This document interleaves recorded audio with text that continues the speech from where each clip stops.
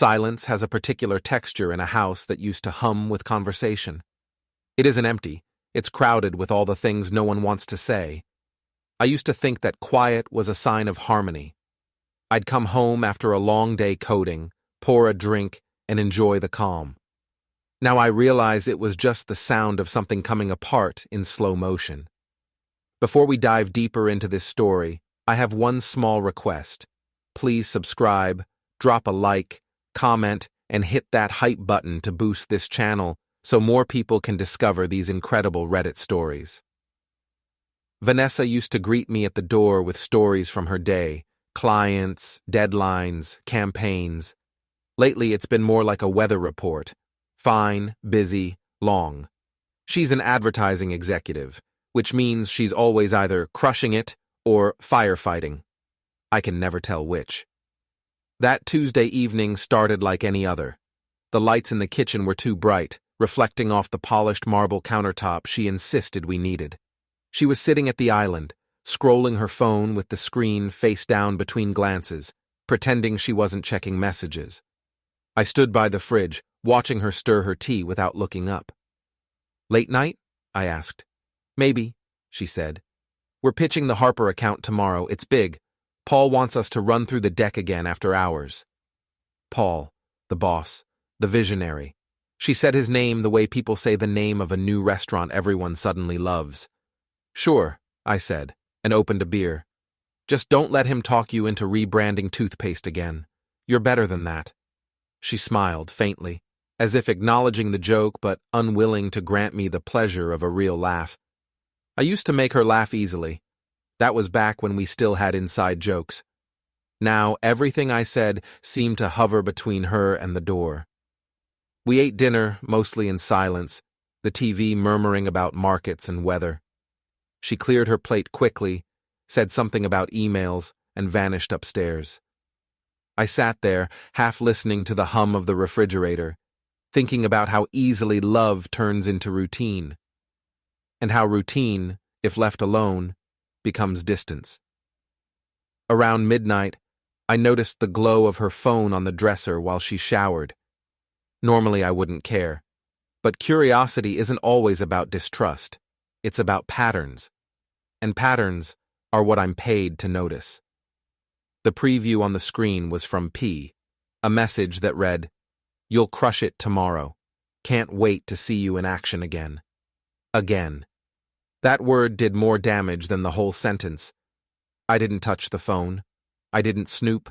I just looked long enough to memorize the phrasing. Engineers have good memories for syntax. When she came out, wrapped in a towel, she gave me that practiced smile, the one she used for clients and waiters. "What?" she said when she saw my face. "Nothing," I said, pulling the covers. "Just tired." I wasn't tired. I was awake in every possible sense. The next few days followed the same rhythm. Her laughter on calls, her new perfume, the way her phone always stayed face down like it was shy. Once, I caught her humming while dressing for a client dinner. A song I hadn't heard in years. I remember because it used to be ours. I told myself I was imagining things. Paranoia looks a lot like observation when you're hurt. So I focused on work. Software is predictable. Code doesn't lie. Then, on Friday, it happened.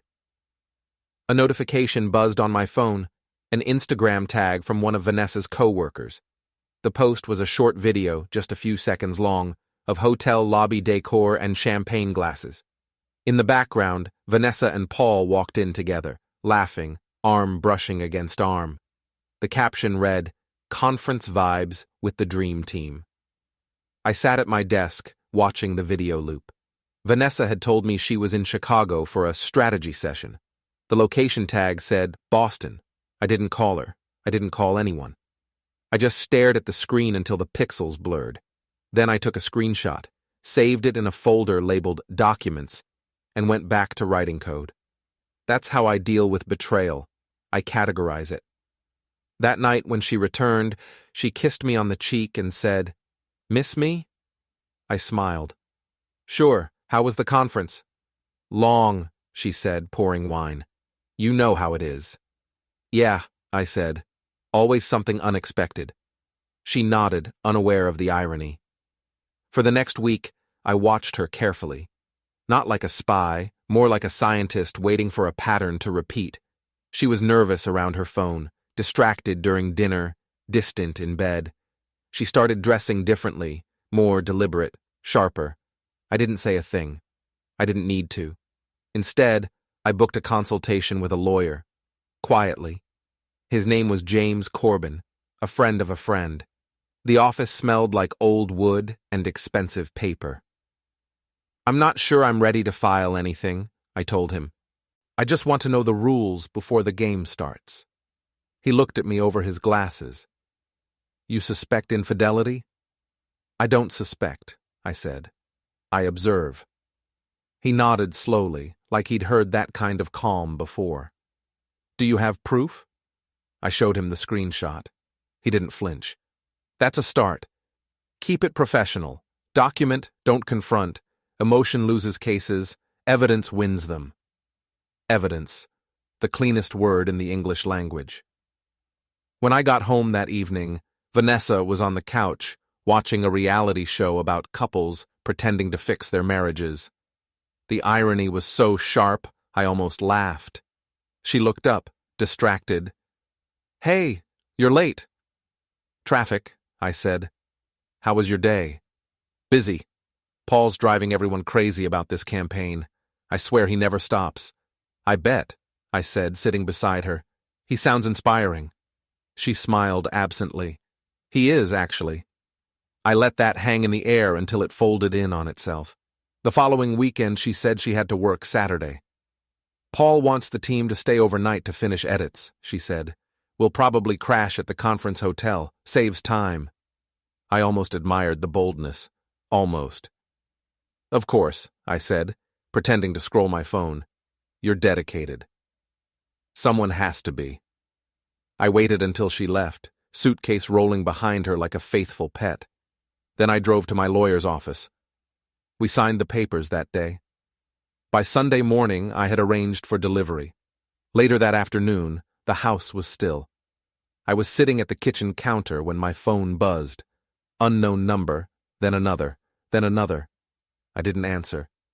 Hours earlier, my lawyer had personally delivered the envelope to Vanessa's hotel suite. Along with it, a printed copy of the photo and a short letter addressed to her company's HR department. The timing was poetic. The envelope arrived minutes before room service did. I imagine her sitting there, wrapped in gilt and luxury sheets, reading the documents while the waiter set down the tray, coffee, fruit, toast, and addressed her as Mrs. Reed. Some moments are so perfect they don't need witnesses. Around 7, she texted me. Vanessa, can we talk, please? Then a call, then another, then a dozen more. I didn't reply. Instead, I turned off my phone and walked out to the porch. The evening was calm, that soft suburban quiet that hides everything messy. For the first time in weeks, I felt something close to peace. The kind of peace that comes not from forgiveness, but from completion. I thought of her words, leave, and don't bother coming back, echoing in the kitchen just days ago. I'd said it calmly then, almost mechanically. I won't. I kept that promise. Behind the stillness, my mind ran through every next step, assets, custody, statements.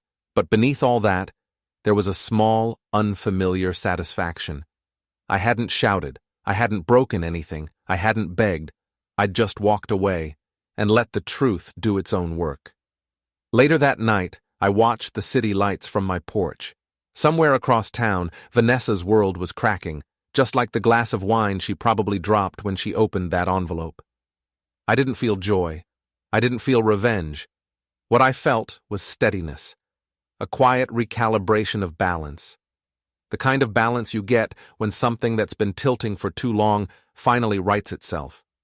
People always talk about heartbreak like it's an explosion. It isn't. It's erosion, steady, silent, and inevitable. By the time you notice the cracks, the foundation's already gone. That night, I realized something simple. Sometimes silence isn't peace. Sometimes it's just the sound of truth arriving. And I intended to listen. The next morning, the sun came through the blinds like it had forgotten what happened. That's the problem with daylight. It's terrible at keeping secrets. It shines on everything, even the messes you'd rather leave in the dark. I made coffee. 2 mugs out of habit. Old routines die slower than love. I stared at the second cup sitting across from me, untouched, steam fading like it was giving up. Then I poured it down the sink. My phone was quiet. No new messages, no calls. Either she'd finally stopped trying, or her lawyer had started. I preferred the first option. It suggested exhaustion. I sat at my desk, pretending to focus on lines of code, but the only debugging I wanted to do was on my own life. Vanessa's betrayal was an equation that refused to balance. The variables didn't make sense. 10 years together, thousands of small promises, and one lousy affair tipped the scale. By noon, I got a message from James Corbin, short and efficient. Delivery confirmed. Response expected soon. Stay calm. Don't engage directly. Stay calm. I almost laughed. I'd been calm since the start. Calm had become my armor. The truth is, calm unnerves people. Vanessa always mistook it for weakness. She never understood that silence isn't surrender. It's planning. That afternoon, I went for a walk around the neighborhood. The air smelled like spring trying too hard. Kids rode bikes, a neighbor trimmed hedges, someone grilled something that would taste like normal life. My own life, meanwhile, felt like a paused movie. When I got back, my phone lit up, blocked number. I let it ring out. Then came a text. "You can't just ruin me like this. Please call me."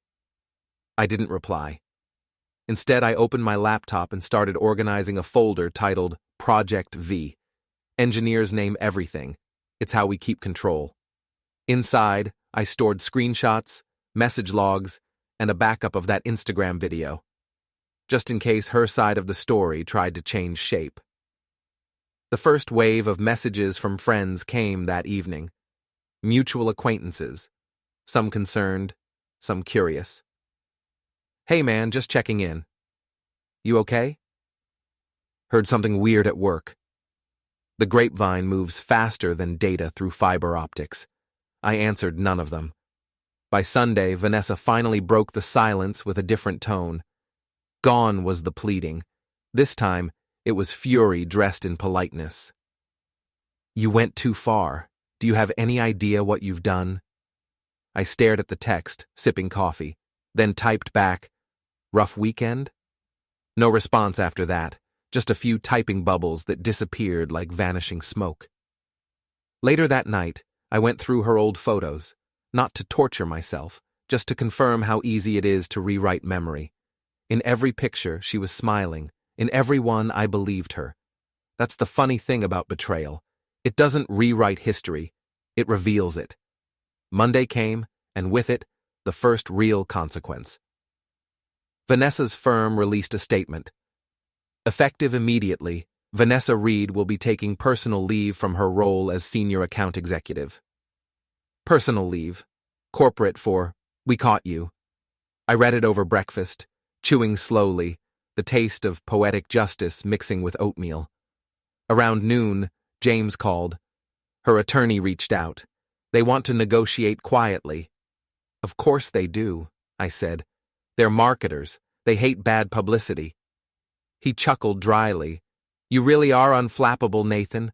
Most clients in your position lose it." "I'm a programmer," I said. "We don't lose it. We refactor." He paused. "You're sure you want to proceed this way? Once it's filed officially, it'll go public." "Yes," I said. "That's the point." After we hung up, I opened a fresh file on my computer. Not for work, for notes, thoughts, observations. I'd started treating my life like a project, version control for emotions. At the top, I typed, Phase 2, Reconstruction. The next few days blurred together in meetings and emails. My manager, Patrick, pulled me aside at work. "You okay, Reed? You've been quiet, even for you." "Just optimizing personal code," I said. He laughed, assuming it was a joke. I didn't correct him. That night, I went to the gym, something I hadn't done in months. The repetition of movement felt clean, predictable. Machines don't lie. They do what you tell them to do. Afterward, I sat in my car, scrolling through news headlines. Nothing about Vanessa yet. That surprised me. Advertising agencies love drama until it's internal. Then they bury it under press releases and inspirational quotes. I got home to find the porch light on. That was strange. I hadn't turned it on. When I stepped closer, I noticed an envelope wedged under the mat. No return address. Inside, a single sheet of paper. "You think you've won. You haven't." No signature. Just that. It wasn't Vanessa's handwriting. Hers was neat, loopy, and self-assured. This was angular, rushed, irritated. Paul's, maybe? I laughed softly, shaking my head.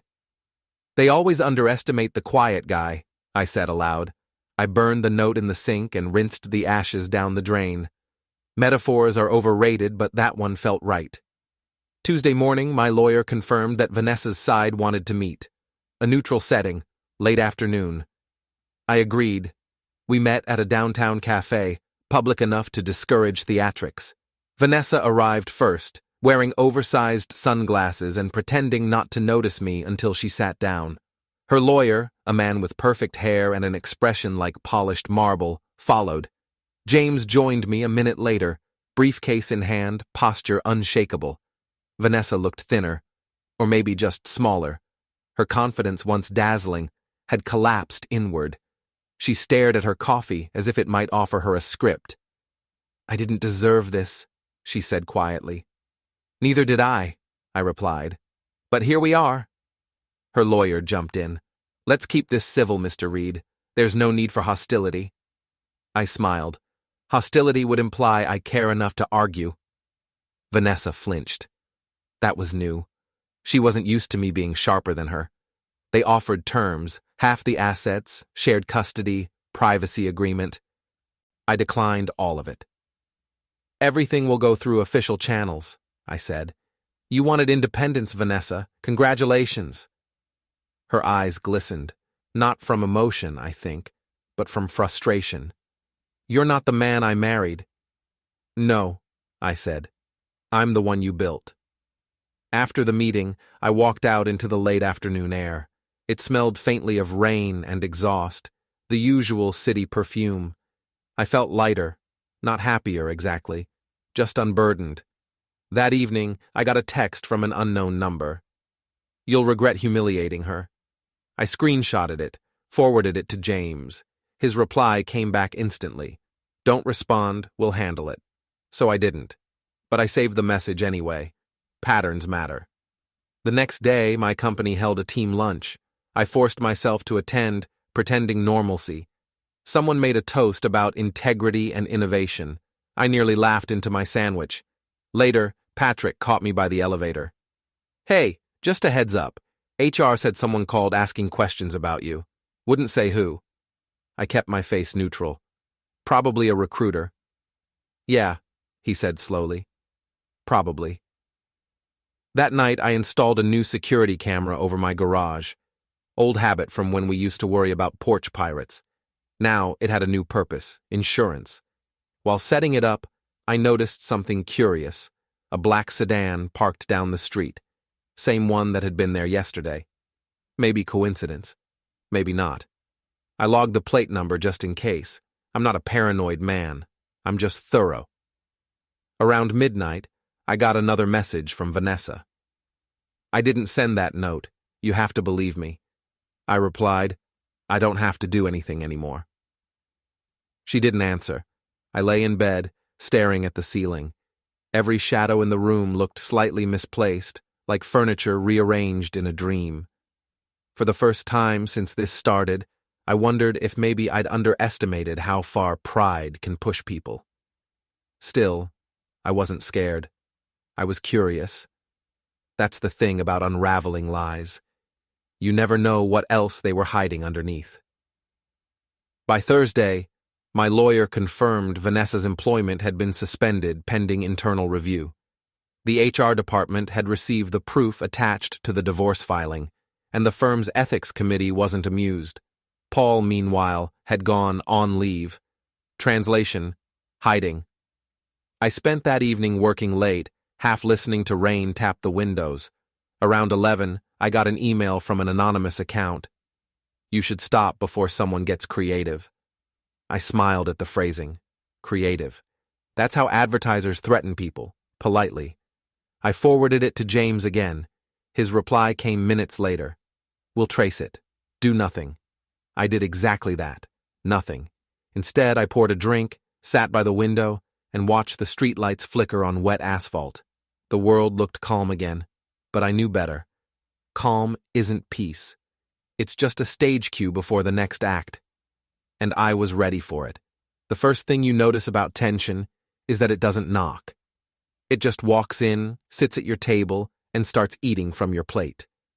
By Friday, tension had practically moved in. Vanessa came home earlier than usual, which was suspicious in itself. She carried herself like someone trying to control the narrative before it started. The sound of her heels on the hardwood used to make me look up with a smile. Now it just made me brace myself. Hey, she said, voice brittle as glass. Hey, I answered, not turning from the sink. You've been ignoring my calls. I've been busy. She crossed her arms, sighing through her nose. Busy? Doing what exactly? Punishing me? I set the plate down carefully, wiped my hands, and turned. That's an interesting projection. Her eyes narrowed. Stop talking like a lawyer, it's creepy. Then stop acting like a client. The silence stretched again, long enough to hear the hum of the refrigerator and the ticking of the kitchen clock. Finally, she snapped. You humiliated me, Nathan. You didn't even give me a chance to explain. Oh, I think you explained plenty, I said. Just not to me. That video wasn't fake, I interrupted, calm and even. You might want to come up with a new line before you talk to HR again. She flinched slightly. I could see her hands trembling, the faintest shake, and she clasped them together to hide it. Paul told me it wouldn't come out. He said... I raised a hand. Stop. Just... stop. Don't make him sound like a victim in your story. He's not. Her lips pressed into a thin line. You think you're so perfect, don't you? Sitting there all composed like you didn't push me away first. I almost laughed. Push you away? Vanessa, you were halfway out the door for months. I just finally held it open. That did it. She slammed her bag on the counter. You're cruel. No, I said softly. You just mistook patience for weakness. That's on you. She let out a shaky laugh, half anger, half disbelief. You really think you've won here, don't you? I don't think about winning, I said. I think about consequences. Her face twisted. You had no right... I leaned forward, cutting her off. No, right? You spent a year rewriting our marriage behind my back, Vanessa. I simply printed the receipts. For a moment, she was speechless. Then her voice rose, sharp and cracking. You're pathetic. Who does that? Spies on his own wife? Someone who finally got tired of being gaslit, I said. But sure, let's pretend the real crime here is documentation. She stepped closer, close enough for me to see the redness under her eyes, the smudged makeup. You think people will side with you? They'll see what you did, Nathan. You sabotaged my career, my reputation. You sabotaged yourself, I said flatly. I just stopped covering for you. Her chest rose and fell. I could almost hear the sound of something breaking inside her, but I didn't feel sorry. I'd spent months choking on her indifference. She could handle a taste of her own medicine. You know what? She said suddenly, voice sharp as a slap. Leave! Just go! Get out of this house! I can't even look at you! I smiled, not cruelly, but with the quiet satisfaction of a man who's been preparing for this line all week. She screamed then, her voice echoing through the kitchen. "Leave and don't bother coming back." I set down the glass in my hand, turned slowly, and met her eyes. "I won't," I said, and that was it. No shouting match, no thrown objects, just stillness. She blinked, stunned that I didn't argue, that I didn't beg. The silence seemed to confuse her more than anger would have. I walked to the hallway, picked up my keys, and paused by the door. "You'll get the rest soon," I said quietly. "The rest?" she asked, voice trembling now. "You'll know when it arrives." I left before she could answer. Outside, the night was calm, the kind of calm that feels earned. I got in my car, drove to the hotel where James was waiting, and signed the final version of the divorce papers. He slid an envelope across the table. "This is it," he said. "I'll make sure it's delivered personally." "Tonight," I said. "Make it tonight." He nodded. "You're sure about including the attachments?" "Absolutely," I said. "They tell the story better than I ever could." As I left, I caught my reflection in the glass door. Same face, same expression, but different eyes. I looked clear, uncluttered. The drive home was silent. I didn't turn on the radio. I wanted to hear my own thoughts, unedited. Halfway there, my phone buzzed. A message from James.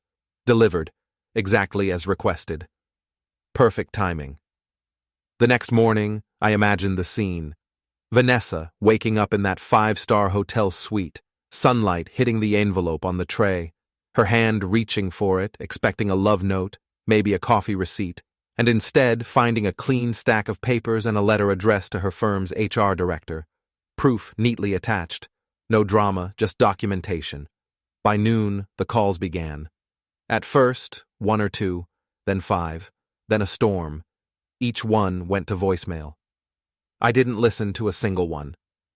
I spent the day working from my home office, pretending it was just another Saturday. Occasionally, I'd glance at my phone lighting up on the desk and think about how strange it is that panic can sound so similar to desperation. Around 6 p.m., James called. "She's tried to contact me too. Sounds shaken." "Shaken," I repeated, sipping coffee. "That's one word for it." She asked if there's any way to undo the HR submission. "There isn't." He hesitated. "You planned this well, Nathan." "I didn't plan it," I said. "I just finished what she started." By evening, the silence returned, but it was different now, cleaner, the kind that doesn't hum with tension anymore.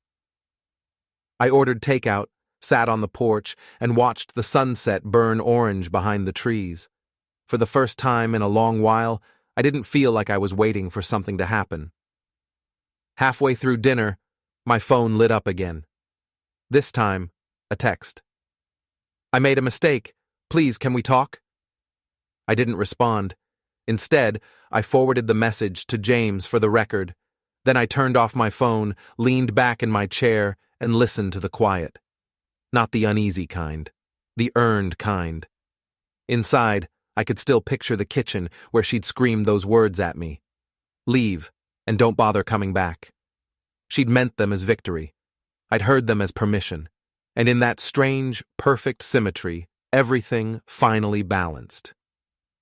Later that night, I opened my laptop and added one final line to the document I'd been keeping for myself, my private audit of the last few months. Phase 3, Restoration. Underneath it, I typed, "Never let the storm think it won because you stayed silent. Sometimes silence is strategy." The cursor blinked for a while before I closed the file. Then I sat there in the dark, thinking about how sometimes you don't need justice to feel whole. Sometimes you just need clarity. And I had that now. The first Monday after everything unraveled felt oddly calm. The world hadn't ended. The traffic still crawled, people still ordered lattes, and the office printer still jammed for no apparent reason. I walked into work with the detached awareness of someone who's seen his house burn down, then noticed the neighbors still watering their lawns. At my desk, I opened my laptop and saw a string of unread emails. A few were from co-workers forwarding gossip cloaked as concern. "Hey man, I heard something weird about Vanessa's firm. Is she okay?" Others were pure curiosity wearing a polite face. I ignored them all. When you stop feeding drama, it starves fast. Around noon, James called. "It's happening," he said. Her firm's HR initiated a formal review. The attachments did their work. "Efficient people," I said. "Advertising agencies always move fast when it's about image." He chuckled. "They put her on suspension this morning. The statement's internal for now, but it won't stay that way." "Let it leak naturally," I said. "People always prefer gossip they think they've discovered." He paused, thoughtful. "You're remarkably composed, Nathan." "I write code," I said. "We're trained to debug calmly." By mid-afternoon, the first cracks began to show online. A former colleague of Vanessa's posted something vague but obvious. Some people really aren't who they pretend to be. Integrity matters. It took less than an hour for co-workers to start connecting dots. When I checked Vanessa's social media that evening, her profile photo was gone. Her last post, an image of her and the Dream Team celebrating a campaign launch, had been deleted. That silence said everything. I didn't feel triumphant, just balanced. Still, balance doesn't mean peace. Around 8, my phone buzzed. Unknown number again. "Please, Nathan, can we talk?" Her voice cracked through the speaker, trembling between anger and despair. "You don't understand what's happening." "Oh, I understand perfectly," I said. "You gambled everything and lost. I didn't deal the cards." "You didn't have to ruin me." "You ruined yourself, Vanessa. I just turned on the lights." She inhaled sharply, as though I'd struck her. "You think this makes you better than me? You think people won't see what kind of man does this?" "I don't need them to see," I said. "I just need you to live with it." For a long second, she said nothing. Then quietly, "You'll regret this." "Maybe," I said, "but at least I'll do it honestly." I hung up before she could respond. That night, I walked the neighborhood. The streets were still wet from rain, reflecting the soft shimmer of porch lights. Everything looked normal. It always does right before something changes. When I came home, I found an envelope slid under my door.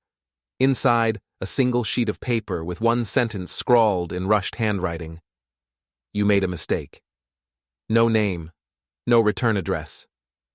I laughed softly. They're really committed to cliches.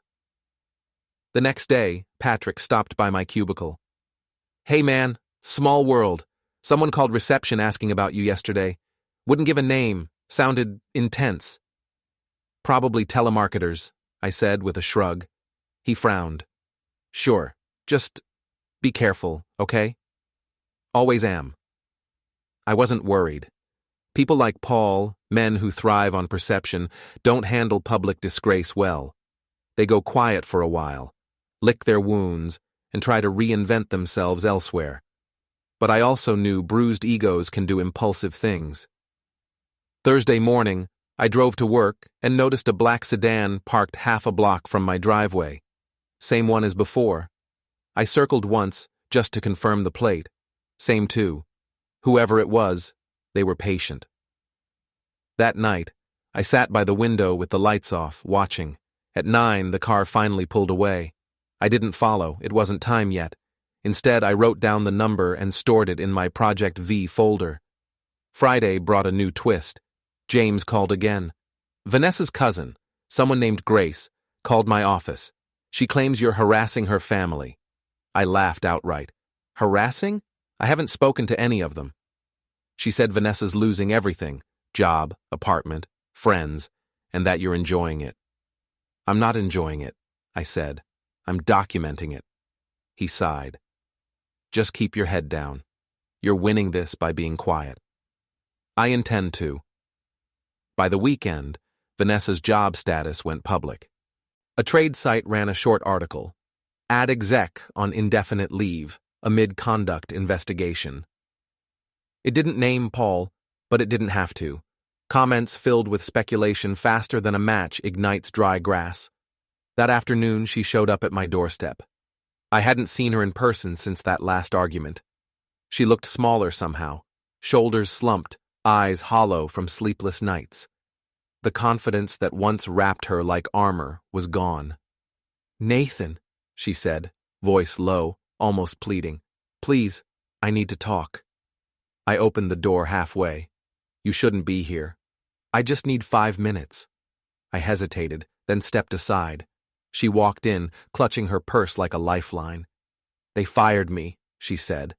"Paul won't answer my calls. Everyone's turned against me." I crossed my arms. "You mean they're treating you the way you treated me?" Her lip quivered. "I made a mistake, but you've made this unbearable." "I didn't make anything," I said. "I just stopped pretending." She sat down, staring at the floor. "I don't even recognize you anymore." "That's because you never really looked," I said. For a moment, she looked like she might cry, but then her expression hardened. "You think this is justice? Watching me fall apart?" "It's not justice," I said. "It's balance." She stood suddenly, grabbing her purse. "You'll regret this," she said again, her voice trembling with anger. "You can't just walk away from what we had." I met her eyes. "Watch me." She hesitated, then stormed out. The front door slammed behind her like punctuation at the end of a sentence that had gone on too long. I waited until the sound of her car faded before exhaling. Then I poured a drink and sat by the window again. The street outside was empty, except for that same black sedan parked under the street lamp. I smiled faintly. "So," I murmured, "the game continues." The sedan didn't move. Fine, I could wait too. That night, I drafted a message to a friend who worked in local security consulting. "Need a trace on a plate number." Quietly. By morning, I had a name. Paul. I couldn't help but grin. The next phase, apparently, had just begun. By Monday morning, I'd memorized Paul's license plate number, the way the 3 looked like it had been scratched and repainted, his home address, his office address, the gym he swore was boutique conditioning, and the coffee shop where he flirted with the cashier by overpronouncing the word macchiato. Information is easy to get if you assume people are creatures of habit. It's easier when the person you're tracking believes he's the most interesting man in every room. He left breadcrumbs because he enjoyed looking back at them. I didn't take the day off to wallow. I told my manager I needed to handle a house issue, which was technically true. The house just wasn't mine. I packed a small kit, thin nitrile gloves, a roll of painter's tape, a cheap baseball cap, a basic tool set, and a vacuum-sealed plastic bag I'd labeled with an engineer's sense of humor. Module A, olfactory event. That bag spent a full day in my garage, maturing like a science project you'd never share at school. If you've ever left seafood in a warm car and then tried to pretend you didn't, imagine that, class valedictorian edition. I had also added a few drops of milk and sealed it tight. Chemistry would do the rest. At 10:40 a.m., he left home wearing low socks and that expensive athletic jacket men buy when they commit to a personality change. He posted a selfie in his driveway. Caption, "Back day. Let's build." The driveway in the photo was a stage set. White gravel, trimmed hedges like army recruits, and a vintage convertible polished until the sun seemed afraid to touch it. The license plate read, "Big Idea." Subtle as a marching band. I tailed him to the gym from 2 blocks back, which felt more like following a parade float than a person. He favored the left lane and cut across late for turns, the exact opposite of stealth. I watched him pull into a garage with glass walls, a place that promised community and accountability, which I've learned is branding for, "We sell towels with a logo." He stayed a long time. He always did. At 3 in the afternoon, The neighborhood around his house was quiet. Sprinklers made their soft arcs across the front lawns. A delivery van stopped halfway up the block, and the driver started taking pictures of a door for proof. Somewhere on the next street over, a dog issued a half-hearted reminder that it existed. I parked 2 blocks away behind an SUV old enough to conceal bad decisions and walked the rest of the distance like a man who'd forgotten his keys. His vintage convertible looked smug even when it slept. Black paint with a clear coat so perfect I could see the hedge reflected in it like a vanity mirror. He kept the top up, probably because the forecast had threatened a drizzle. I tried the passenger door first. Unlocked. There's a special kind of confidence that leaves valuables in a soft pouch and doors open. I slid the bag from my jacket and tucked it beneath the passenger seat, taped to the underframe so it wouldn't slide. One small pinhole in the plastic, barely there. The air around me had the faintest suggestion of the future. In 48 hours, it would not be faint. In 72 hours, he would be Googling how to replace everything. On the dash, I left a note on a square of sturdy stationery. I printed the letters slowly, like a teacher writing on a whiteboard. Visionary. Enough now? I didn't walk away quickly. I closed the door, straightened my cap, and adjusted my jacket. Neighbors notice hurrying. They trust boredom. I strolled past the hedge, paused to look back at the car as if admiring it, and then turned the corner and kept going until my heartbeat was as ordinary as sidewalk cracks. At the end of the block, a kid on a scooter zipped by and glanced at me with that blunt curiosity kids get when they've been told not to talk to strangers. I gave him a small nod, the kind uncles offer at family barbecues. He went back to being a jet pilot. By the time I reached my car, the satisfaction wasn't heat or static. It was a nice, cool click in the mind. Things in order. Loose ends tacked down. Revenge didn't require theater. It required intention followed by follow-through. The next morning, he posted a photo of himself under a motivational quote about discipline. I liked it from a burner account named Keto Landscape. He posted again at noon, and then at 4 p.m., a different tone. A rant, actually. Some jealous loser messed with my convertible last night. Whole interior smells off. People are sick. The comments ranged from cheerful cruelty to aggressive empathy. Social media is a chorus, and the chorus loves a high note. My favorite response was from a guy named Walt. Maybe the smell is your personality. Vanessa liked the post within 2 minutes. She added a heart to one of the comments about haters. Algorithms love commitment. By early evening, my phone rang. Private number. I let it go to voicemail because mature adults don't need to answer every bell. The transcript came through a second later. You think you're clever. I'm not scared of you. No greeting. No signature. I printed the message, date-stamped it, and slipped it into the folder marked Project V. Documentation is not pettiness. It is proof that a story happened exactly the way you remember it. At 7, Grace called. She always sounded like she was mid-brunch. Nathan, she began, and I could hear the careful control in her tone like she was balancing a tray. We need to talk about boundaries. Boundaries are my favorite, I said. I set them. People cross them. I build new ones with reinforced concrete. She ignored that. You've humiliated Vanessa. She can't go to the office. She can't even go out without people looking at her. This is cruelty. She curated an audience for years, I said. Now the audience is asking questions. That's not cruelty. That's feedback. Grace clicked her tongue in disapproval. She's paying. Isn't that enough? You're asking the wrong person, I said. Ask the person who made the bet. I ended the call because there are only so many calories a day worth spending on people who met you late in your narrative and still feel entitled to edit it. 2 days later, the black sedan showed up again. Not right in front of my house. That would have been dumb even for them, but tucked near a corner where it could see without being seen.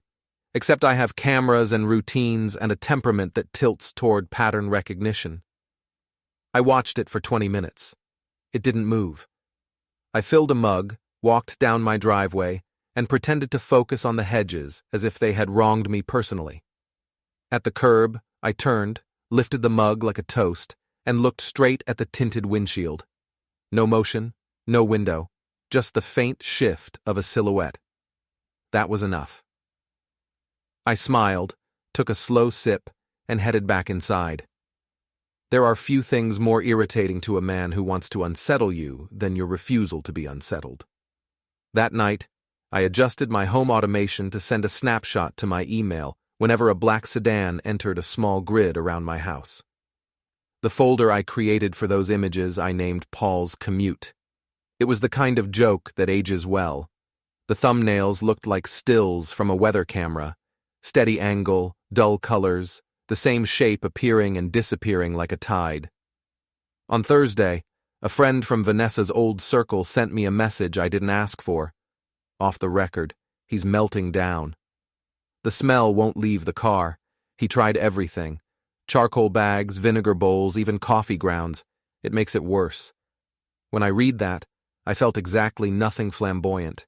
No glee, no vindication, just that cool internal click again. A problem met a solution.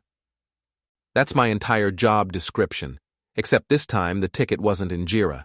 I'd planned only the car. The car was enough. It was public shame, a daily itch he couldn't not scratch. But watching the sedan idle near the corner stirred a different thought, a more physical kind. The request from the universe was simple: be seen. Not by cameras or comments or corporate auditors. By me, the man he'd labeled a nobody. Friday evening I drove to his gym.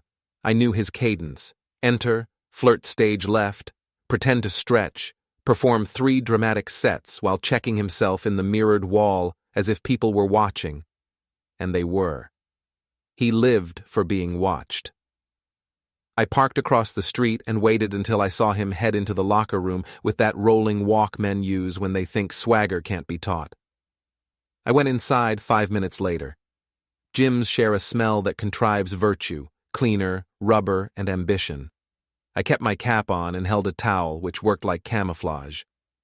In the locker hall, he stood at an open locker, scrolling his phone, lips pressed in disgust at whatever message he'd just received. Likely a fresh opinion about his car. I walked past him, then stopped and turned. "Tough week?" I said, conversational, like I was commenting on the weather. He looked up. The pause before recognition was delicious, like watching a machine spin up. "You," he said, as if I were a brand he didn't endorse. "Me," I said, nodding. I kept my voice level, hands visible, posture casual. "I wanted to compliment your cardio. Those laps around my block were impressive. 4 out of 10 for subtlety, though." His lip curled. "You think this is funny?" "I think it's symmetric," I said. "You enjoyed the sneak-around life. Now life sneaks around you. Balanced." He stepped closer, and I noticed the way his eyes flicked to the corners, assessing witnesses. Smart. He'd been in enough boardrooms to know optics. "You've crossed lines," he said. "Messing with my property? Stalking me?" "Following isn't stalking," I said. "It's research. You do research, right? You must, with all those decks about consumers and their little habits." A man in a tank top brushed past us, caught a bit of the tension, and hurried on like he'd opened the wrong door. The hum of blow dryers from the restroom gave the moment a strange domestic soundtrack. "Here's how this goes," he said, voice low. "You stop. I forget what you've done. You crawl back to your desk and pretend you're the good guy again." "Here's how it actually goes," I said. "You learn what it's like to be on the other side of perception. You feel small in public spaces. You start thinking about the difference between attention and respect." He squinted, and for a flicker, there was a kind of awe, like a man who's just realized the quiet neighbor has been drawing blueprints on napkins for months. "You're enjoying this," he said. I considered that. "No, enjoyment is for hobbies. This is maintenance." He made a sound that was almost a laugh and not pleasant. You don't scare me. Good, I said, smiling. Fear doesn't last. Memory does. I didn't touch him then. Not yet. I let the possibility float there between us, like a smoke alarm that hasn't started beeping. Then I turned and left the locker hall, feeling his stare on my shoulders like hot light. The second phase came 2 nights later. It wasn't complicated. Complex plans break when the wind changes. Simple plans survive. I took a late drive past his neighborhood. The street had gone to sleep. Porch lights like low stars, a television flickering blue through drapes, sprinklers clicking in rotation. I parked a block over and walked the rest of the way with a grocery bag and a toolbox. If a neighbor looked out, they'd see a man carrying tools. People make sense of what they expect. This time, I wasn't interested in perfume chemistry. I wanted a small scare. Not pain. Not even a threat of it. Just proximity that would live in his head. He had cameras, of course. Everyone with a modern home has cameras. I had a hoodie and the sense to keep my face angled down. His side gate had a soft latch that knew a firm palm. I'd tested it earlier in daylight by pretending to take a wrong turn during a jog. The latch gave with a quiet click. I slipped into the backyard. It smelled like new mulch and money. I found the patio door. A lock. A normal one. Nothing cinematic. I didn't pick it. I didn't need to. From my bag, I took a small portable speaker, the kind that blasts poolside playlists, and a timer plug I'd ordered 3 days prior. The timer would trigger on a schedule, 5:30 a.m. I taped the speaker under the outdoor sofa and paired it to a spare phone, volume set to enthusiastic. The playlist was 2 tracks, a loop of someone knocking, steady and polite, and a low voice repeating a single sentence. I see you. Not constant, intermittent, like a half-remembered dream. I fed the cable through a planter's edge to the outdoor outlet and set the timer. 2 minutes on, 10 off, for an hour. Enough to jangle his morning.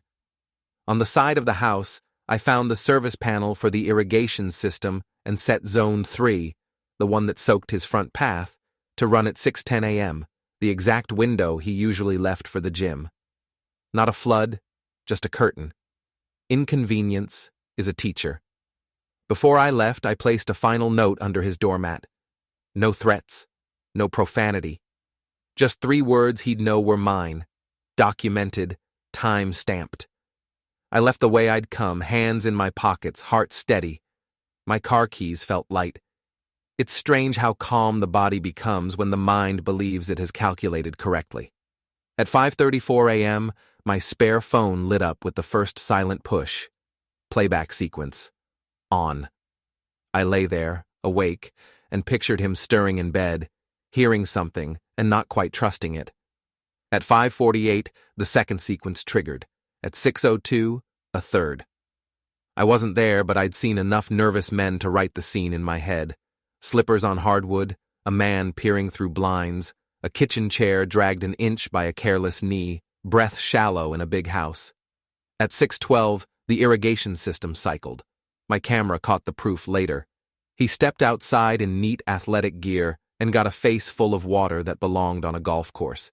He flinched back, slipped a little, looked around like the bushes were laughing. Then he yanked the mat aside and found the note. The camera didn't show me his expression, but his shoulders told a story, the way they hiked up and held for a long second before dropping in resignation. It was a very small drop. Sometimes tiny motions are the loudest. Mid-morning, I went to work. I intended to behave like a citizen who had slept well. I wrote clean code, answered emails, and didn't sigh once in a meeting. At lunch, I sat with my co-worker Miguel, who thinks every problem is a nail and every solution is a new library. He drummed his fingers on the table. You seem lighter, he said. Finally figure out the memory leak? Yeah, I said. Turned out to be a person. He laughed, then frowned like he wasn't sure if I'd just confessed to something. You doing okay, man? Better than okay, I said. Accurate. That afternoon, the black sedan appeared again at the edge of the grid near my home, as if routine could still save him. My mailbox received another message from a nameless account. Last warning. Stop. I forwarded it to James without comment. He replied with a one-word summary: logged. The weekend arrived, and with it, the kind of weather that encourages people to apologize to their lawns. I mowed mine, waved at the neighbor who obsessively polishes a grill, and let the sun do its work on my shoulders. Routine looks good on a man who is not guilty. By dusk, I decided I wanted one more encounter. Not reckless, not dramatic, just a punctuation mark.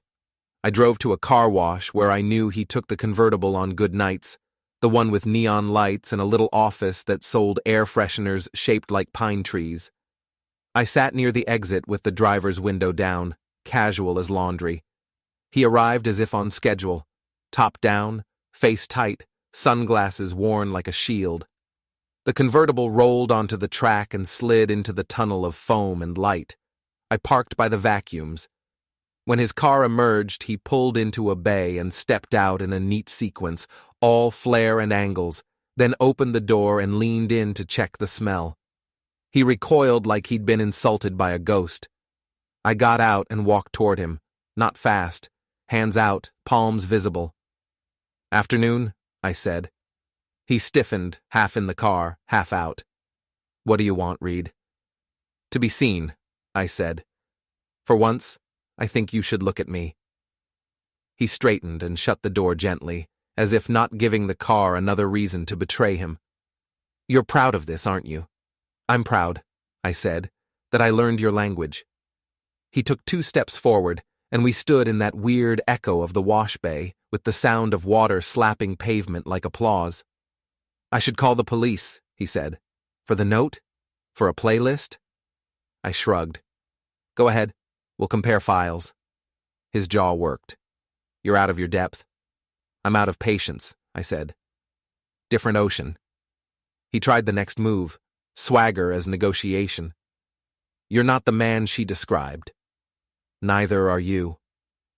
He moved even closer then, something tight and reckless in his posture, and I decided it was time to write the sentence I'd been drafting for days. I lifted my hand, slowly, openly, and with 2 fingers, a short, firm motion, I tapped his cheek. Not a strike, a mark of punctuation, the faintest echo of a slap without heat, the way a teacher might tap a desk to regain attention, skin against skin, surprising more than painful. He jolted, blinking, instinct searching for rage and finding something that felt like embarrassment instead. His hand came up halfway, then stalled. He glanced around to see who had seen. 2 teens at the air vacuum looked up, then looked away with that quick flinch that says, "We saw nothing if you pretend we didn't." Careful, I said softly. You're a performer, Paul, and I'm handing out reviews. He didn't speak. He stared at me the way men do when they've finally discovered the shape of the wall in a dark room. Then he stepped back, straightened his jacket even though it wasn't crooked, and said, "We're done here." We are, I agreed. Go home. Sit with the smell. Consider the difference between charm and character. I left him there, standing between 2 neon tubes that made his expensive jacket look like it had been drawn with highlighters. Back at my house, I sat on the porch steps and watched the street turn orange, then blue, then the soft nothing of night.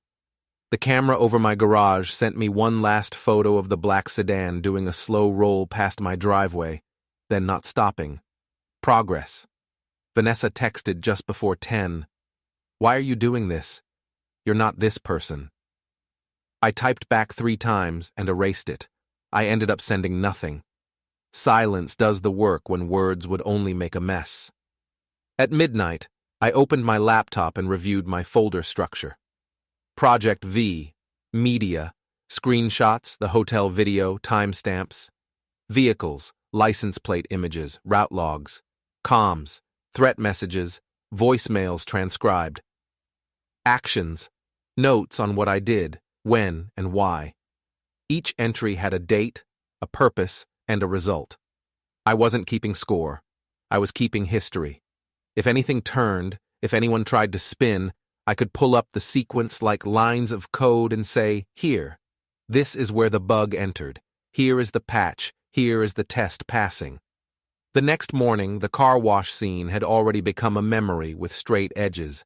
That's when I knew I'd hit the right tone, sharp enough to cut, clean enough to defend. I checked Paul's feeds again. He posted a photo from his kitchen island with a caption about resilience.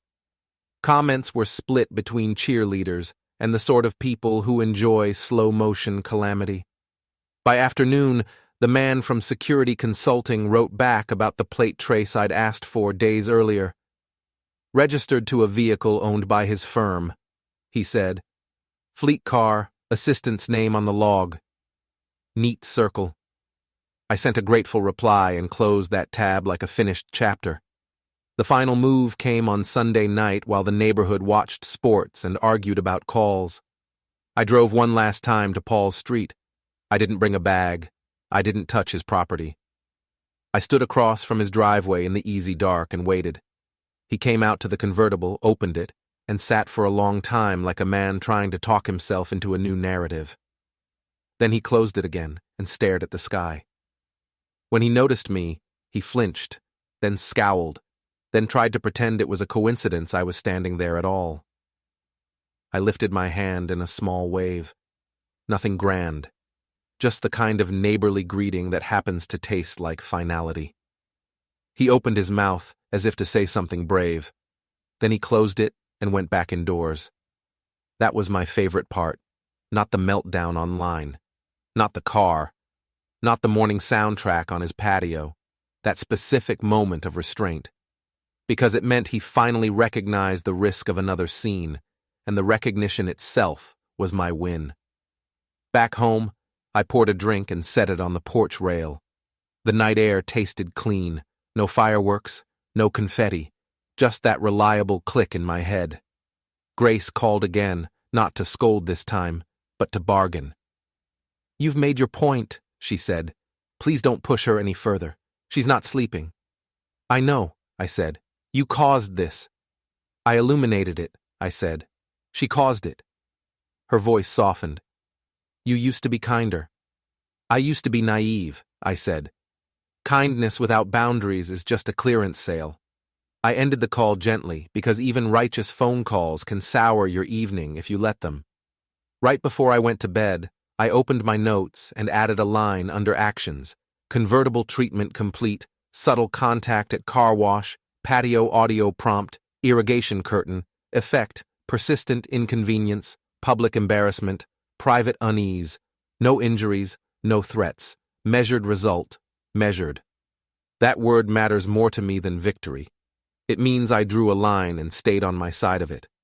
It means if I'm ever asked to tell this story under bright lights, I can describe it without editing myself into a liar. I turned off the lamp and felt, for the first time in a long time, that my thoughts were finally lined up like dominoes placed carefully, not to topple, but to trace a path. I'd taken a man who thought consequences were for other people and taught him otherwise, not with spectacle, with logistics. The next phase would be quieter and bigger at the same time. Corporate quiet. HR quiet. The kind of quiet that moves numbers in a spreadsheet and then moves people out the door. But that was ahead. For now, I let the porch cool, listened to the hum of the street, and accepted that I'd become the kind of man who could do these things and sleep after. Not because I was hardened, because I was precise. Vanessa's name flashed on my screen one last time that night. I didn't answer. I watched it buzz and slow and stop. Then I put the phone face down and went to bed. The house settled like it had been exhaling for months and finally reached the end of the breath. In the morning, the sun hit the window at the same angle it always had, but the light felt different. Not brighter. Truer. I brewed coffee, opened my laptop, and started a fresh task list titled Phase 3. Item 1, Compliance Packet, Final Assembly. Item 2, Board Contact, Anonymous Routing. Item 3, Wait. Waiting had become a skill I could list on a resume now. And as I sat there sipping coffee, another image from the camera folder popped into my inbox. The black sedan easing past and continuing on without pausing. A small thing, a big thing. I smiled into the steam of the mug and said, to no one. Lesson delivered. Not a confession, a status update. The week after the car wash felt unnaturally calm, like a house after a loud argument. You could still sense the vibration of what had happened, but everything was pretending to be ordinary again. The city went on making noise, the coffee machine at work hissed like it had nothing to confess, and the same people who'd gossiped about Vanessa now posted pictures of brunch. But I've learned that quiet doesn't mean peace. Quiet is what storms do when they circle back for the second strike. Paul's online presence had gone from motivational to manic. His posts alternated between defiant optimism and oddly specific denials. One morning he wrote, "Real leaders stay calm even when small minds try to drag them down." That one had a photo of him running in the rain, as though cardio could cleanse guilt. The next day he wrote nothing at all. For someone addicted to visibility, silence was its own confession. James called on Wednesday morning. His tone had that mix of curiosity and concern that lawyers get when they think they're about to deliver advice you'll ignore. "We've confirmed what you suspected," he said. "Those messages and the sedan, all linked back to his firm's devices. His assistant handled it, but the pattern suggests he was involved." "Delegating harassment," I said. "Efficient." "You've made your point, Nathan. I'd strongly suggest we stop now. There's such a thing as overplaying your hand." "Overplaying implies I'm bluffing," I said. "I'm not." He sighed. "You're dangerously calm." "That's my default setting," I said. "I build systems for a living. You learn not to panic when a bug reveals itself." He didn't laugh. "Be careful," he said finally. "People like Paul don't just fall. They grab on to whoever's closest. Then I'll stay out of reach." By Friday, it was obvious the firm was circling the wagons. A few of my contacts in the ad world started whispering. Compliance team's been sniffing around. Someone's reviewing expense accounts. Paul's sweating. I almost pitied him. Almost. That evening, while I was closing my laptop, I saw her outside. Vanessa, standing by the street lamp like she wasn't sure she wanted to be seen. She wore a trench coat that looked expensive but not new, the kind people keep for when they're pretending life is still on track. I stepped outside before she could lose her nerve. "Nathan?" she said quietly. "Vanessa," I said, because names are currency, and it seemed polite to give her some change back. She took a shaky breath. "You can't keep doing this." "Doing what?" I asked. "Whatever this is, ruining people's lives." "Correction," I said. "One person's life. The others were collateral damage." She flinched. "He's terrified you'll—" She stopped, catching herself. "You've turned into someone I don't recognize. That's because you never bothered to look when it mattered." She blinked at that, eyes glossy in the yellow light. "You're better than this." "Was I better when you lied to me or when you told me I was paranoid?" She looked down. "I said things I didn't mean." "You meant every word," I said. "You just didn't mean for me to remember them." She tried again, voice trembling. "I loved you, Nathan. You know that." I almost laughed. "You loved convenience. You loved applause. You loved someone who didn't challenge the story you wrote about yourself." Her jaw tightened. "He told me you were unbalanced, that you were obsessed." That's how people like him explain accountability. She looked genuinely scared then, not of me, but of the mirror I was holding up. "You should stop this before it goes too far. It's already gone exactly far enough." I turned and went back inside before she could reply. Through the window, I watched her hesitate on the curb, checking her phone, probably waiting for a reply from someone who'd already stopped answering. Eventually she left, the sound of her heels fading like punctuation marks on wet pavement. That night, I sat at my desk and stared at the folder labeled Project V. The files looked harmless, names, dates, screenshots. But together they formed a story, a perfect lattice of logic. Every lie documented, every manipulation annotated like a scientist's notes. I'd built software my entire adult life. This was just another kind of system, one that produced consequences instead of code. But systems evolve. And Paul, for all his arrogance, wasn't stupid. He started pushing back. Monday morning, my company's HR forwarded me an anonymous complaint. Employee Nathan Reed may have engaged in unauthorized data access. Concern, potential security breach. It was laughable. The timestamps didn't even align with my office hours. Still, the accusation was clever. If you can't attack the evidence, attack the credibility of the person holding it. I spent lunch reviewing digital breadcrumbs, tracing the metadata behind the fake complaint. It took less than an hour to confirm the IP address belonged to a workstation at his firm. I smiled when I saw the device tag, Paul Suite MKTG01. That evening, I emailed James. Subject: Next move. Proof of interference attached. He called almost immediately. You're documenting him trying to frame you? Yes, it's poetic, really. You realize this escalates things. I'm not escalating, I said. He's digging. I'm just marking where the shovel hits rock. Tuesday night, I decided to show him that the silence he'd tried to weaponize could be used better by me. I drove downtown and parked outside his office tower.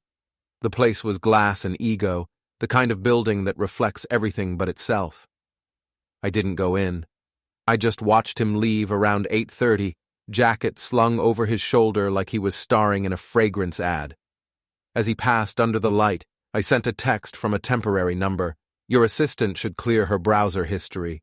He froze mid-step, glancing around. Then he typed something furious back. You need to stop. I didn't answer.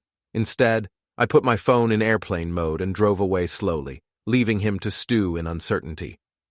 Uncertainty is a better weapon than fear. Fear burns out. Uncertainty lingers. By Wednesday, the pattern had shifted. The black sedan didn't appear anymore. No new messages. Just silence. The kind that hums, like static before a broadcast. That told me everything I needed to know. He was recalculating. Thursday morning, a packet arrived in my inbox. An internal memo from his firm marked confidential. No sender name, just data. It outlined new HR policies on workplace conduct, the kind that get written only after something's been discovered. Someone inside wanted me to know the walls were closing in. I didn't leak it. I didn't have to. The industry thrives on whispers. By the weekend, I heard from an old contact that compliance had begun reviewing travel expenses. Some weird inconsistencies, she said. Same pattern as the guy who got canned last year. They're spooked. I thanked her, hung up, and went for a walk. The world felt suddenly lighter, not because I'd forgiven anything, but because the weight had shifted off my shoulders and onto his. That night, as I walked past the quiet strip mall near my neighborhood, a car honked behind me. I turned, the black sedan again. I could see Paul's outline behind the glass. He pulled up beside me, window rolling down just enough for his voice to slice through. You think this is over? It is for you, I said. He laughed, a sharp, mirthless sound. You're playing with things you don't understand. Like honesty? I asked. His jaw clenched. You have no idea who you're dealing with. Then maybe introduce yourself properly next time. He hesitated, glaring, then sped off. I stood there, hands in my pockets, watching the taillights fade. For the first time in months, I realized I wasn't angry anymore. I was just tired of lies. When I got home, I wrote a note to myself on a sticky pad. Don't respond to chaos. Record it. Friday morning, James called again. The audit's starting, he said. Internal review of client billing and management conduct. Your file might have triggered it. Perfect, I said. He hesitated. You sure you want to see this through? Sometimes winning isn't the relief you expect. I don't want relief, I said. I want accuracy. He sighed. You sound like someone who just debugged a marriage. Exactly, I said. And I've fixed the runtime error. By the end of the week, Vanessa's name appeared again, this time in my notifications. She'd uploaded a new profile picture. No smile, just her sitting at a cafe table staring off somewhere that didn't exist. The caption read, "Sometimes the hardest lesson is seeing yourself clearly." The comments were brutal.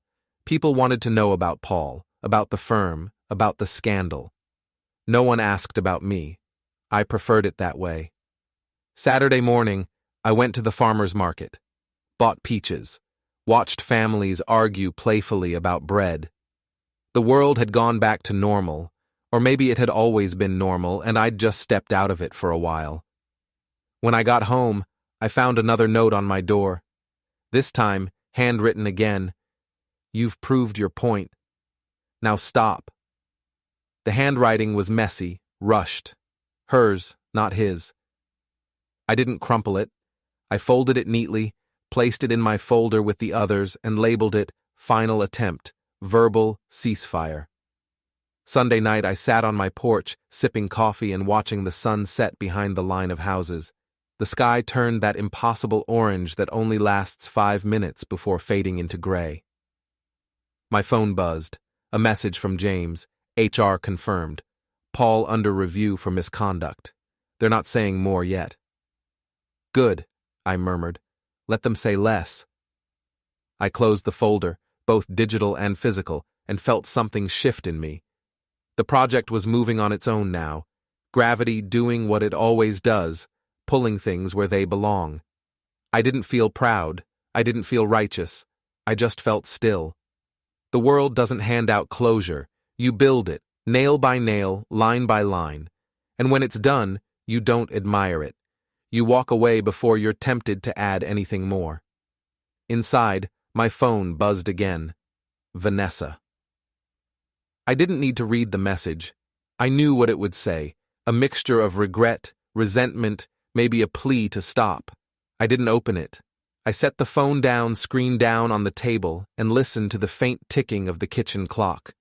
Every sound felt sharper now, cleaner. Revenge isn't noise. It's silence, properly tuned. And mine was playing perfectly. The morning it all came together didn't feel cinematic. There was no thunder, no dramatic music, just a gray sky and the sound of my coffee machine sputtering like it was tired of the whole saga, too. That's the thing about revenge. It doesn't announce its arrival. It just shows up, quietly punctual. By now, the city buzzed with subtle ripples about Paul's firm. You could feel the tension online, those vague posts that said nothing but implied everything. When leadership forgets ethics, the whole team pays. Sometimes, the visionary forgets where the line is. It was a slow implosion, and I was the patient observer with a front row seat. That Monday, I received an email from an unknown address. The subject line read, "We need to talk, urgently." The message was brief, Paul himself requesting a meeting. "I know what you've done. This has to stop before it gets worse." Worse. There's always that word when people start losing control. I agreed to meet him, not because he deserved the courtesy, but because I wanted to see what panic looked like when arrogance wore it. We met at a downtown restaurant near his office, the kind of place where deals are made over overpriced salads. I arrived first, sat facing the entrance, and watched him walk in, still sharp suit, still pretending confidence, but the seams were showing. He sat down, didn't bother with greetings. "You've gone too far." "I've gone exactly far enough," I said.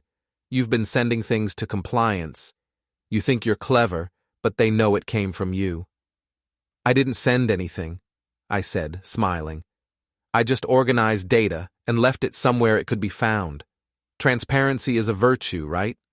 He clenched his jaw. "You're playing a dangerous game. Then maybe you should have read the rules before cheating." His voice dropped. "You're obsessed. You want to ruin me." "Not ruin," I said calmly. "Just balance." He leaned closer, lowering his tone. "You're making a mistake. People like you don't win against people like me." I met his eyes evenly. You'd be surprised how often that phrase precedes losing. He looked at me for a long moment, then stood abruptly and left. No threats this time, just silence.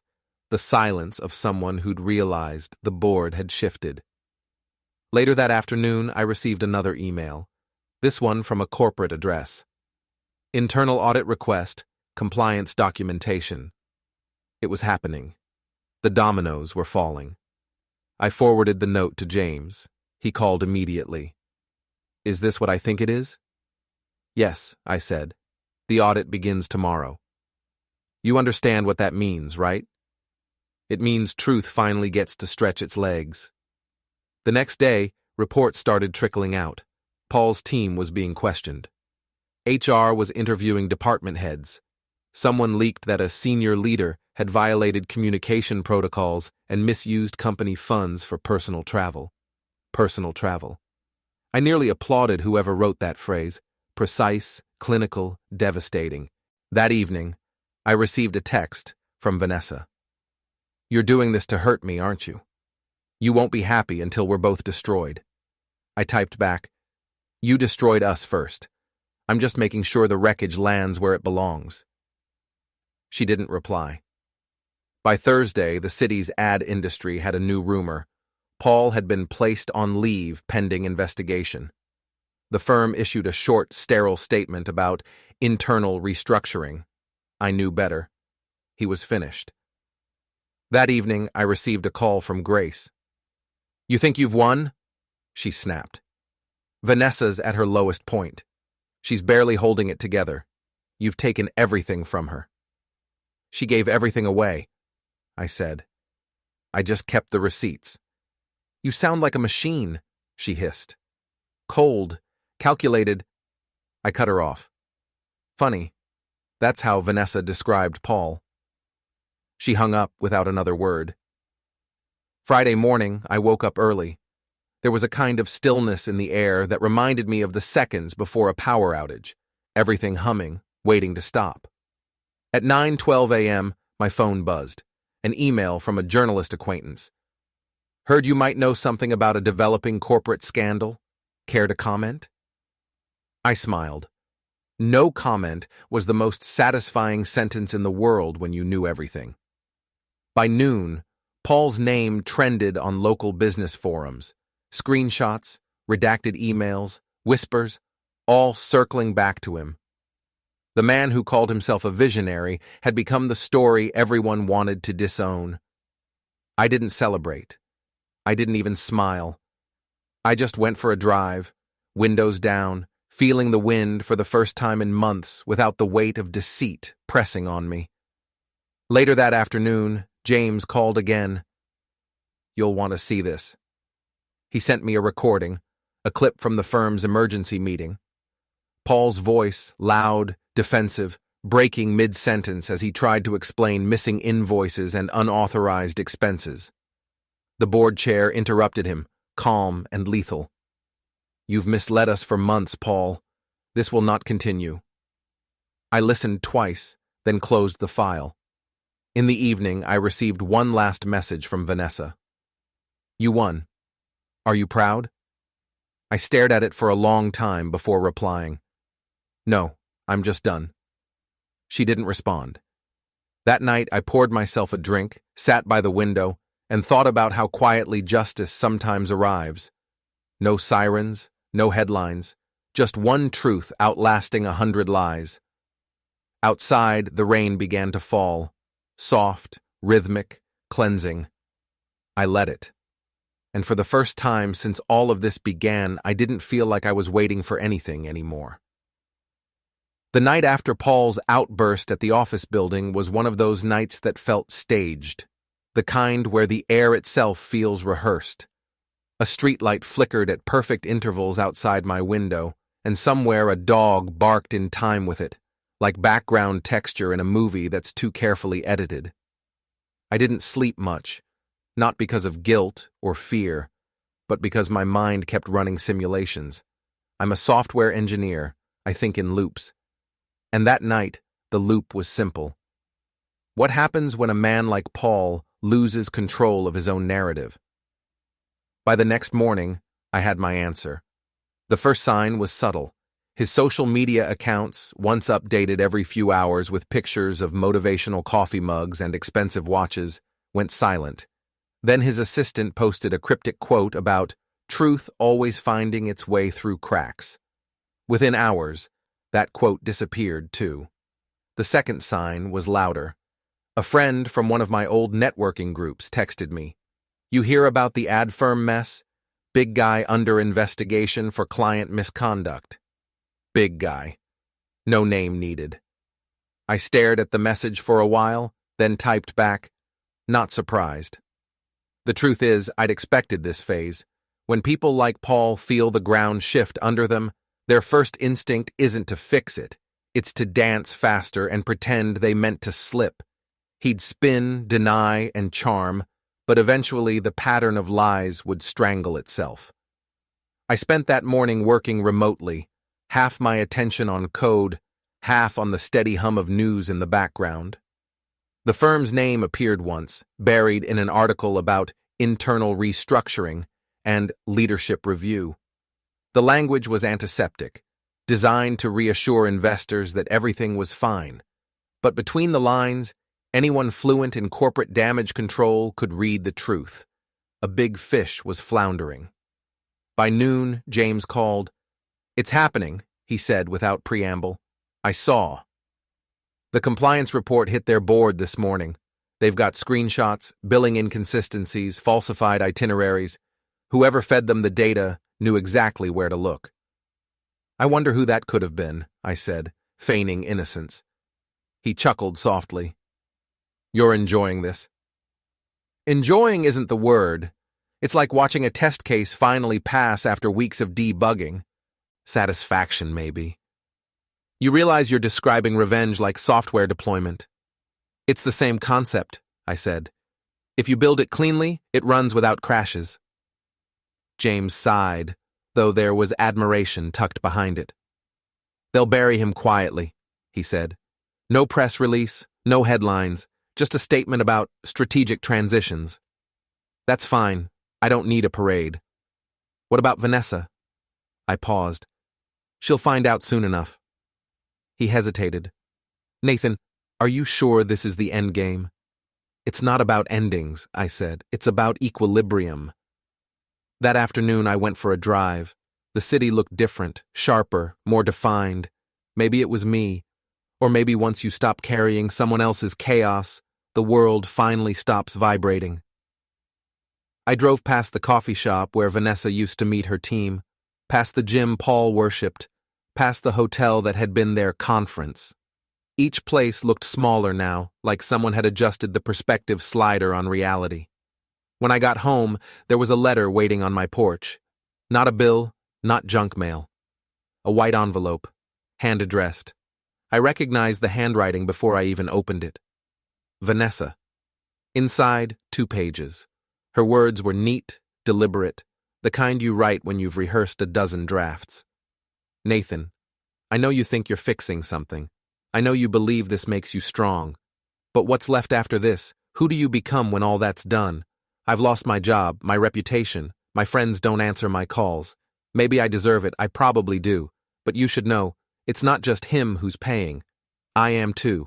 Every single day. You once said that justice should make things right. Does this feel right to you? V."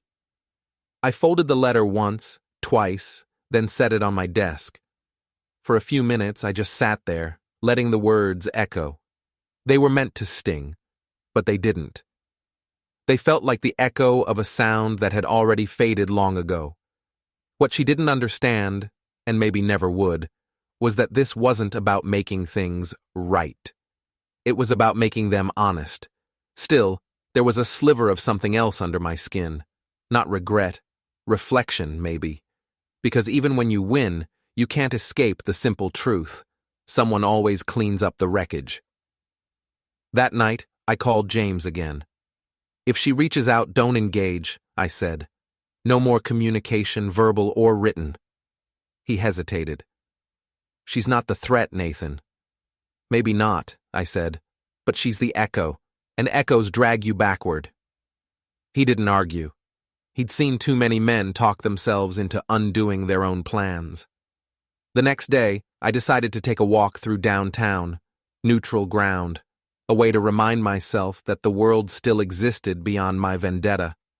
The streets were busy, people juggling coffee cups and phones, living lives blissfully untouched by betrayal or spreadsheets of evidence.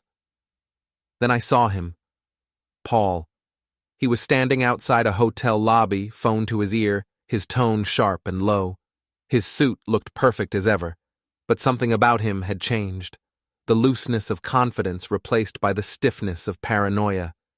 His eyes darted, scanning the crowd like he was expecting ghosts. He didn't see me at first. I watched from across the street, just long enough to recognize the subtle panic beneath his polished act. His hand trembled when he adjusted his cufflink.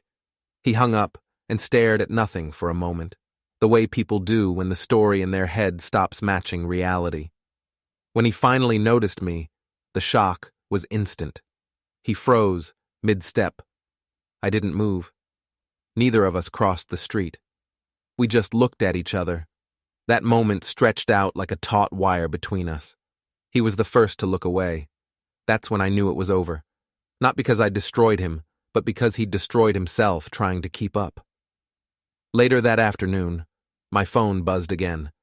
Another message from James. Board decision finalized. Immediate termination. NDA and exit agreement in progress. I stared at the words for a long time, then typed back. Acknowledged. No celebration, no smile. Just that familiar click in my head. The quiet calibration that happens when a machine returns to proper function. I thought that would be it, the logical conclusion. But life, unlike code, doesn't always stop at the semicolon. The following evening, Vanessa showed up again. No warning, no call. Just the sound of her knocking, 3 sharp taps that carried more hesitation than anger. When I opened the door, she looked smaller, not thinner, just diminished somehow, like her confidence had been taken apart and reassembled without instructions. I need to talk, she said. I think you've said everything already. Not like this, she said softly. Please. I let her in, out of curiosity, not kindness. She looked around the house like she was seeing it for the first time.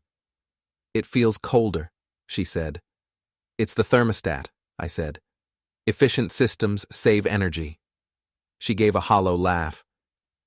You always did talk like that. We sat across from each other at the kitchen table, the same one where we'd once eaten takeout after long days, before she started working late. You wanted me gone, she said quietly, and now you got it. I said nothing. You know he's ruined, right? You did that. You tore him apart. He built his own demolition, I said. I just made sure the lights were on so everyone could see it happen. She shook her head slowly. Do you even hear yourself? Yes, I said, clearly. Tears welled up in her eyes. You think this makes you strong? You've become exactly what you hate. Wrong, I said. I've become prepared. She stared at me for a long time, searching for some trace of the man she used to know. When she didn't find him, she stood up. Goodbye, Nathan. I didn't answer. She hesitated by the door. You're going to wake up one day and realize there's nothing left to fight. I'll sleep fine, I said. When the door closed, I exhaled slowly, the sound loud in the quiet room. I picked up her letter from the desk, folded it again, and slid it into the folder marked Final Correspondence. That was the last time I saw her. 2 days later, a courier delivered a formal notice from her lawyer, property division finalized, all terms agreed. No handwritten notes, no last-minute pleas, just signatures and silence. That night, I poured myself a drink and went out to the porch. The sky was clear for once. No storm, no rain, just the quiet buzz of distant traffic. I thought about all the moments that had led here, the way she laughed at her phone, the hotel photo, the silence after I'd said, I won't. People say revenge doesn't fix anything. They're right. It doesn't. It just rebalances the scales long enough for you to step off them without collapsing. I raised the glass slightly, a mock toast to the empty street. To equilibrium, I said. Somewhere, faintly, a car engine started and faded away. Probably not his this time. I went back inside, turned off the lights, and sat in the dark for a while, listening to the soft hum of the refrigerator and the steady tick of the wall clock. Life doesn't explode when it ends. It just resumes. When I finally went to bed, I dreamed, not of Vanessa, not of Paul, but of silence. Clean, undisturbed silence. The kind that comes after the final line of code compiles without an error. The kind that means, it's done. The street was slick with rain, reflecting the orange glow of the streetlights. The black sedan idled at the corner, engine humming low like it was thinking. I didn't rush.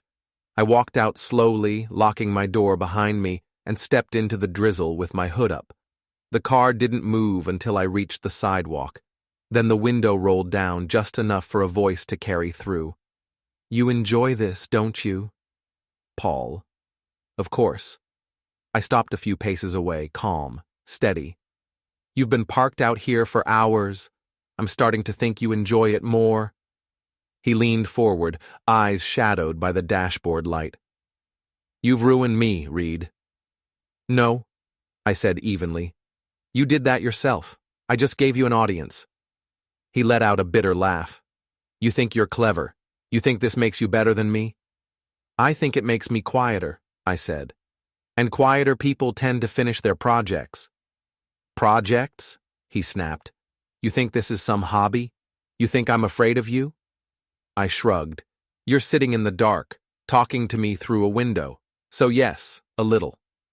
He opened the door suddenly and stepped out, slamming it behind him. Rain speckled his jacket, his jaw tight with that particular kind of anger that comes from embarrassment, not righteousness. You think you can lecture me?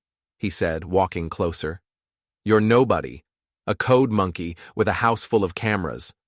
And you, I said, are a man who lost everything because he couldn't stop talking. He froze a few steps away, searching my face for a crack he could use. You're bluffing. You've got nothing left to use against me. I reached into my pocket and pulled out my phone.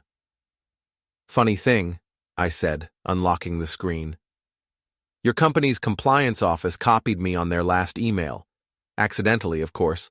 Seems they found a few discrepancies in your personal expense records, hotel stays, conference budgets. His expression twitched. You can't prove any of that was intentional. Maybe not, I said, turning the phone toward him, the light catching his face. But the timestamps prove you weren't where you said you were, and one of those dates happens to match the night Vanessa's team was supposedly at that off-site retreat. He stared, silent. Rain pattered between us. You should have learned, I said softly. You can't erase patterns. You just bury them until someone patient digs. He took a step forward, and I matched it without flinching. The tension between us hung in the wet air like static. You're not scaring me, he said finally. I'm not trying to, I said. That's your problem. You think everything's about fear. It's not. It's about exposure.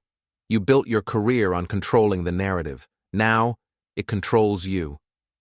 He looked away, jaw tightening. You think this is over? It's not over. Then make your move, I said, voice calm as a held breath. He stared at me for a long second, breathing hard. Then he laughed once, short, ugly, and turned toward his car. You're insane, he muttered. You don't even know what you've started. I watched him open the door, then paused, leaning against the street lamp. Oh, I know exactly what I've started. I just don't think you realized how close you were to the edge before I nudged. He stopped halfway inside, glaring. You think you've won? I smiled faintly. I didn't play to win. I played to finish. He slammed the door and drove off, tires hissing against wet asphalt. The taillights vanished down the street, swallowed by the storm. I stood there for a while, letting the rain soak through my jacket. My reflection shimmered faintly in the puddle at my feet. Tired eyes, steady expression. No triumph, no remorse. Just the strange stillness of completion. Back inside, I toweled off, poured myself a drink, and sat by the window again. The city lights flickered through the rain like scattered code, tiny, deliberate, endless. My phone buzzed once. A new message, from James. It's done. The board's decision came through. He's officially terminated, full audit pending. Congratulations. I stared at the message for a while, then typed back, no congratulations necessary. Just closure. Another buzz, this time a voicemail notification. Unknown number. I pressed play. Vanessa's voice, small and uncertain. I saw the news, she said. It's everywhere. They're saying Paul manipulated numbers, lied to clients. I thought I'd feel relieved, but I don't. I don't feel anything. A pause. Rain in the background. You really did it, didn't you? You ended it all. For both of us. Another pause. Then, softer. Goodbye, Nathan. I hope someday you stop fighting ghosts. The line went quiet. I set the phone down, letting the words settle. Fighting ghosts. Maybe that's exactly what I'd been doing. But ghosts don't haunt you unless you invite them in. And tonight, for the first time, I felt like I'd finally closed the door. Outside, thunder rolled low across the sky. The storm was almost done. I could feel it. I leaned back in the chair, watching the last streaks of rain trace the glass. The street was empty now. No black sedan, no visitors, no unfinished business. People always imagine revenge as fire. But it's not. Fire burns fast, leaves smoke and ruin. Revenge, real revenge, is gravity. You let go, and everything that's been unbalanced finally falls where it was meant to. I finished my drink, set it down, and whispered into the quiet, balance restored. Then I turned off the lights. The storm outside eased to a drizzle, soft and even, and in that fading rhythm, everything finally stopped moving.